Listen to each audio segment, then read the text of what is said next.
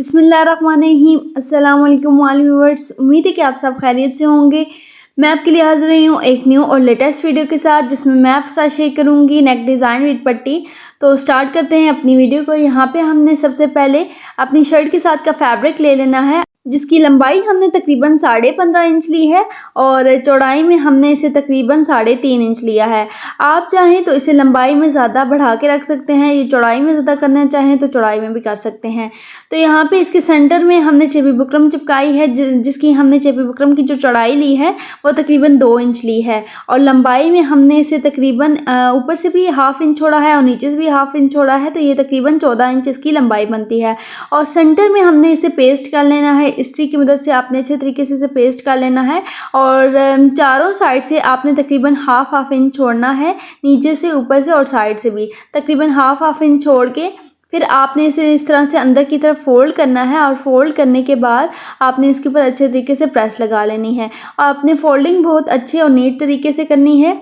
और आप देख सकते हैं कि हमने इसके ऊपर प्रेस लगा ली है, दोनों तरफ से फोल्ड किया है और नीचे से भी एक साइड से हमने फोल्ड किया है। उसके बाद इसके ऊपर डिज़ाइनिंग करने के लिए हम कुछ पीसेस लेंगे जो लंबाई में ज़्यादा होंगे और यहाँ पे हमारे पास थोड़ी सी इनकी लंबाई कम थी। आप चाहें तो इनकी लंबाई ज़्यादा भी ले सकते हैं अगर आपके पास कपड़ा ज़्यादा अवेलेबल है। तो यहाँ पे हमने जो इसकी चौड़ाई रखी है वो तकरीबन 1.25 इंच रखी है और लंबाई में हमारे पास ये तकरीबन 14-14.5 इंच थे, तो इस वजह से हमने यहाँ पे इसकी कम लंबाई रखी है। आपके पास अगर लंबाई में ज़्यादा है तो आप ज़्यादा ले सकते हैं। तो इस तरह से हमने दोनों साइड से पहले इसे फ़ोल्ड करना है और फोल्ड करने के बाद दैन दोबारा डबल फोल्ड करना है। तो इस तरीके से हम कुछ पट्टियाँ रेडी कर लेंगे और जब आप फोल्डिंग करेंगे तो इसे फोल्ड करके इसके किनारे किनारे पे इस तरह से सिलाई लगाते जाना है। तो इस तरह की हमने ज़्यादा सारी पट्टियाँ रेडी कर लेनी है और फिर उन्हें इक्वली कट कर लेना है। और जब फोल्ड करते हुए आप सिलाई लगाएंगे तो आपने फोल्डिंग अच्छे से करनी है, मीन्स के दोनों तरफ से इक्वल फोल्ड करके देन आपने डबल फोल्ड करना है। उससे ये आपकी पट्टी जो है नीट तरीके से बनेगी। तो यहाँ पे हमने कुछ पट्टियाँ रेडी कर ली हैं जिन्हें हम नेक पट्टी के ऊपर अटैच करेंगे। तो उसके लिए जो हमने पट्टियाँ रेडी की हुई हैं उन्हें इसके ऊपर नेक पट्टी के ऊपर रखेंगे और उसके ऊपर रखने के बाद फिर हम इसको मेजरमेंट करेंगे और मेजरमेंट करने के बाद फिर हम इसे कट करेंगे। तो इस तरह से आपने नेक पट्टी को खोल लेना है और खोलने के बाद इसके ऊपर इस तरह से तिरछा करके रखना है इसे और फिर आपने इसकी मेजरमेंट कर लेनी है और मेजरमेंट करने के बाद फिर हम इसे कट करेंगे। तो इस तरह से क्रॉस शेप में आपने दोनों पट्टियों को इस तरह से रखना है और रखने के बाद फिर हम इसकी मेजरमेंट करेंगे। तो इन पीसेस की जो लंबाई है वो तकरीबन 3.5 इंच है। तो 3.5 इंच इक्वली हमने सारी पट्टियों को कट कर लेना है और इस तरह से क्रॉस शेप में इस तरह से रखते जाना है और इस तरह से रखने के बाद फिर इसकी सिलाई लगाएंगे।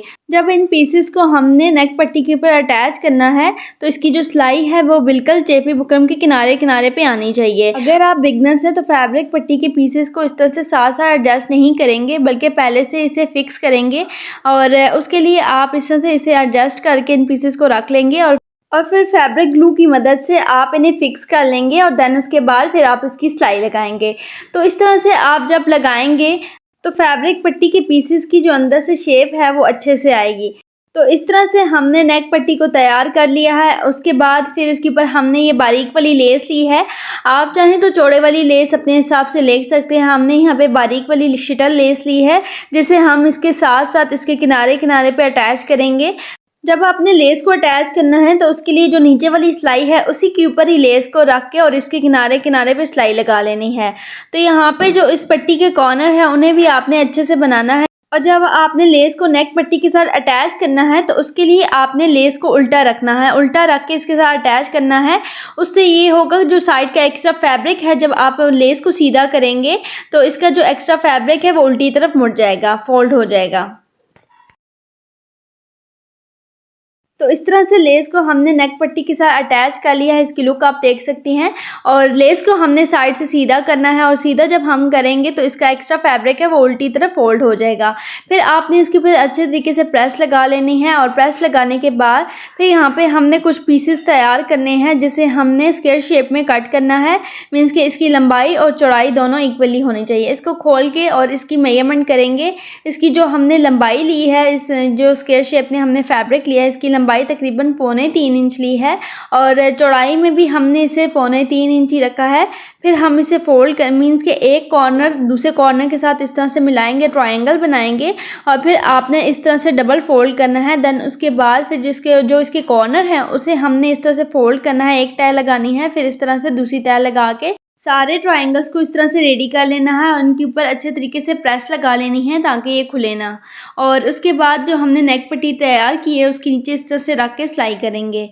नेक पट्टी को अटैच करने से पहले हम ऊपर का नेक बनाएंगे। उसके लिए यहाँ पे हमने चेपी बुकरम को फोल्ड करके रखा है और फोल्ड करने के बाद फिर हमने जो इसकी चौड़ाई ली है वो तकरीबन 3.5 इंच ली है।